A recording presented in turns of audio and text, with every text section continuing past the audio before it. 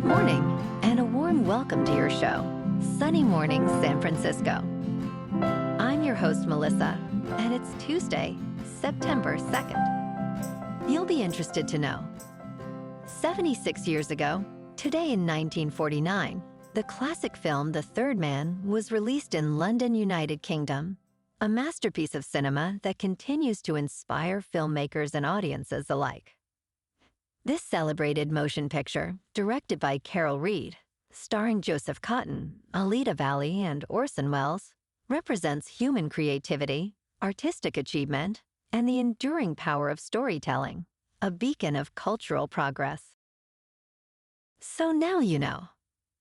And now, it's time for the Surf Report. Tuesday at Ocean Beach. This morning, it's looking choppy with waves around 2 to 4 feet. Conditions are expected to remain choppy as the day goes on, with heights holding at 3+ feet. Winds are currently onshore at 8 miles per hour and will increase slightly throughout the afternoon. Best time to ride is at 7 a.m. with the 3-foot incoming high tide when the south-southwest swell is 2 feet at 15 seconds and the onshore wind is 7 miles per hour. The nearshore buoy in San Francisco Bar reads 60 degrees for the water temperature. Choppy conditions prevail with waves ranging from 2 to 3+ feet on Wednesday, as winds shift from west to west-southwest at 10 to 15 miles per hour. Thursday sees similar sizes, with fair conditions early, but deteriorating to choppy as winds pick up to 17 miles per hour. Friday holds steady at 2 to 3 feet, but winds remain strong, keeping conditions challenging throughout the day.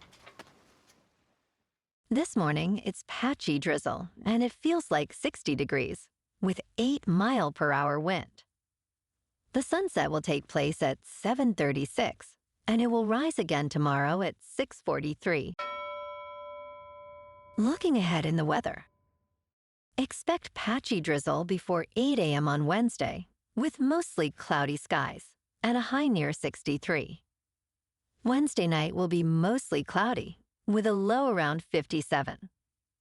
Thursday continues mostly cloudy, with a high near 62. Thursday night brings cloudy skies with a low around 58. Friday remains mostly cloudy with a high near 62. Friday night stays mostly cloudy with a low around 58. Saturday will be partly sunny with a high near 63. Saturday night returns to mostly cloudy with a low around 58. Bonjour, food enthusiasts. This podcast is brought to you by Versailles Cafe and Pastries in Encinitas. Nestled on El Camino Real South, just north of Encinitas Boulevard, this cafe is a haven for culinary delights. Indulge in their amazing Eggs Benedict or their gluten-free crepes. You can grab a panini for lunch or just breeze on through to get your morning coffee. They are open every day from 8 to 5. So stop on by and don't forget to tell them Sunny Morning sent you. In local news, flying cars used to be something we only saw on the television show The Jetsons, but now the future has arrived. On Thursday, ABC 7 News got the first look at a flying car that will soon be taking off at 2 Bay Area airports. San Mateo-based Alef Aeronautics designed this innovative vehicle, which is the first in the world capable of vertical takeoff. The company has agreements with Half Moon Bay and Hollister airports to begin test operations.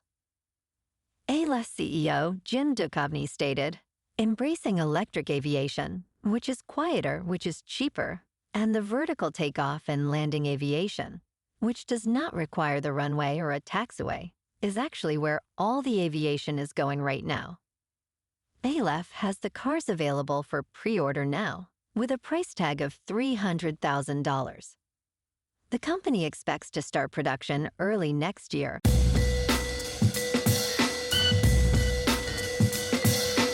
Now on to sports. Less than 24 hours after handing Alabama its first loss in a season opener since 2001, Florida State quarterback Tommy Castellanos is capitalizing on the weekend's biggest upset. His website is selling 8 shirts and sweatshirts, taunting the number 8 Crimson Tide over its 31-17 loss to the Seminoles. Some merchandise features the line, "Nick can't save them," referencing his comments about the Tide in June.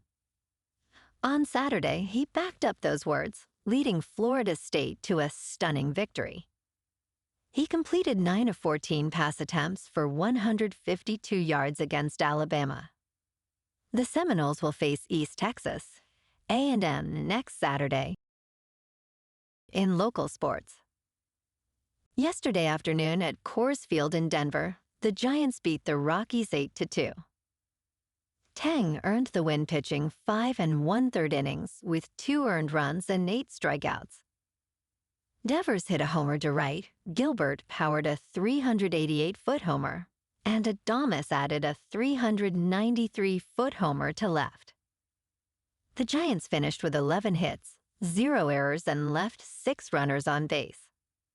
The Giants' record is now 69-69. Logan Webb, 12-9 with a 3.16 earned run average, goes against Kyle Freeland, 3-13 with a 5.28 earned run average. First pitch is scheduled for 5:40 with clear skies at a temperature of 82 degrees. In top news, in a significant clash over Olympic surfing for the 2028 Games in Los Angeles, US Ski and Snowboard is attempting to take control, but many surfers are resisting this move. Sophie Goldschmidt, the head of US Ski and Snowboard, believes surfing aligns with their mission to support elite athletes. However, former champion surfer Ian Cairns argues they are trying to ski-jack surfing from its rightful community. USA Surfing, the current governing body, is fighting back, citing recent investments and support from local leaders. The U.S. Olympic and Paralympic Committee will ultimately decide which organization will represent Olympic surfers. In business news, Kraft Heinz is approaching a significant breakup plan, according to sources familiar with the matter. This decision would effectively reverse much of the work from the notorious merger of Kraft and Heinz in 2015, orchestrated by Warren Buffett and Brazilian private equity firm 3G Capital Partners. A transaction could be announced as early as next week, but plans are subject to change. The Wall Street Journal reported that Kraft plans to spin off a substantial portion of its grocery business, potentially valued at as much as $20 billion. The split would occur amid a trend of corporate breakups in the food and beverage industry. In crypto movement, Bitcoin is down 3% to about $110,000. Ethereum is down 8% to just under 4,400. And XRP is down 0.5% to $2.81. Moving on to a more local vibe. In our community spotlight on health and wellness, we are working with a national Pilates studio to bring you some free classes, so listen up. Check out Club Pilates, with several locations in the San Diego area. Pilates presents a comprehensive wellness approach, cultivating strength, reducing tension, and elevating mental well-being. Scientific research affirms its benefits. So now you can check out Club Pilates for a free class, with locations in Encinitas, Solana Beach, Oceanside, La Jolla, and more. Just be sure to tell them Sunny Morning sent you by. And now, back to the show. Let's talk tech. The digital tokens backing the Trump family's cryptocurrency venture, World Liberty Financial, fell in value on Monday in their first day of trading. Known as World Liberty tokens, they were sold to investors after the Trump family launched the venture last year.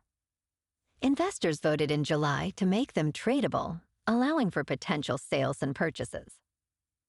Initially, the tokens traded above $0, but later fell by about 12%, bringing their market capitalization to just below $7 billion. Major exchanges, including Binance and OKX, are offering the tokens. Critics argue that Trump family's involvement represents profound conflicts of interest.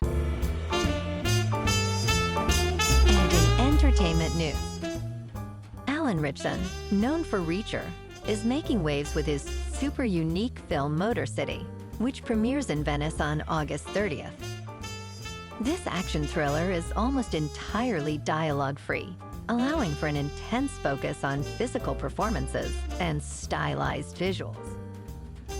Ritchson portrays a blue-collar character seeking revenge after losing his fiancé and freedom. He emphasizes the challenge and exhilaration of acting without dialogue, relying on internal emotions to convey his character's turmoil. Additionally, he produced the film, aiming to elevate action cinema with a visceral experience. While rumors swirl about Batman, Ritchson remains open to future projects with DC. Well, alrighty folks, it's time for the quote of the day. And today, our quote comes from the American novelist and short story writer Ray Bradbury. And he said, "We are an impossibility in an impossible universe, highlighting the power of creativity and storytelling to transcend boundaries and inspire progress."